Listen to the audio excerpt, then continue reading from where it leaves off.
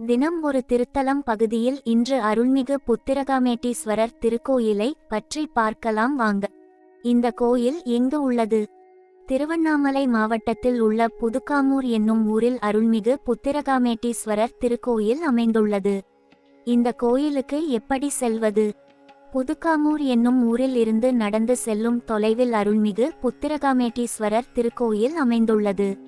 இந்த கோயிலின் சிறப்புகள் என்ன? இத்தலம் குழந்தை பாக்கியம் அருளும் பிரதான வழிபாட்டு தலமாக உள்ளது. கோயிலுக்கு வெளியில் தசரதருக்கு தனி சன்னதி உள்ளது. இவர் மன்னர் போல் இல்லாமல் யாகம் நடத்திய நிலையில் இருக்கும் முனிவர் போல காட்சியளிக்கிறார். இவர் கைகளில் ருத்ராட்ச மாலையும் கமண்டலமும் வைத்திருக்கிறார்.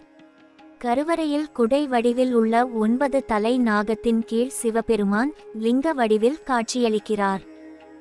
அம்பாள் பெரியநாயகிக்கு தனி கொடிமரத்துடன் கூடிய சன்னதி உள்ளது. இத்தலத்தில் பவள மல்லி தலவிருட்சமாக உள்ளது. வேறென்ன சிறப்பு? இக்கோயிலின் எதிரே வடக்கில் இருந்து கிழக்காக கமண்டல நதி பாய்கிறது. இந்த நதிக்கரையில் வடக்கு நோக்கி விநாயகரும் அவருக்கு எதிரே ஆஞ்சநேயரும் உள்ளனர். ஆஞ்சநேயர் கையில் சங்கு சக்கரம் உள்ளது மற்றொரு சிறப்பு. இவ்வாறு எதிரெதிரே விநாயகர் ஆஞ்சநேயரை காண்பது மிகவும் சிறப்பாகும். என்னென்ன திருவிழாக்கள் கொண்டாடப்படுகிறது?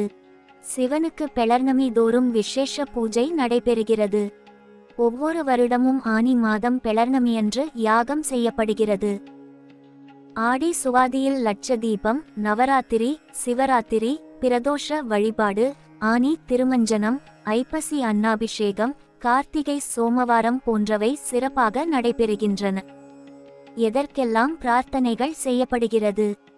குழந்தை வேண்டி 6 திங்கட்கிழமைகள் தொடர்ந்து விரதமிருந்து 7வது திங்கட்கிழமையன்று சிவனுக்கு செவ்வரளி பூ மற்றும் பவள மல்லி மாலை அணிவித்து மிளகு சேர்ந்த வெண்பொங்கல் நைவேத்தியமாக படைத்து பிரார்த்தனை செய்கின்றனர்.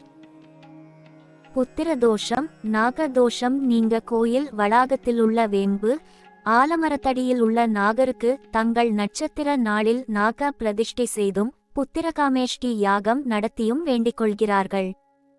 அனைத்து தோஷங்களும் விலகி நினைத்த காரியம் நிறைவேற இந்த மரத்தை சுற்றி 108 முறை வலம் வந்து வழிபடுகின்றனர்.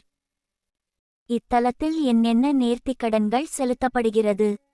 தங்களது வேண்டுதல் நிறைவேறியவுடன் பக்தர்கள் சுவாமிக்கு அபிஷேகம் செய்தும் வஸ்திரம் அணிவித்தும் நேர்த்திக்கடன்களை செலுத்துகின்றனர்.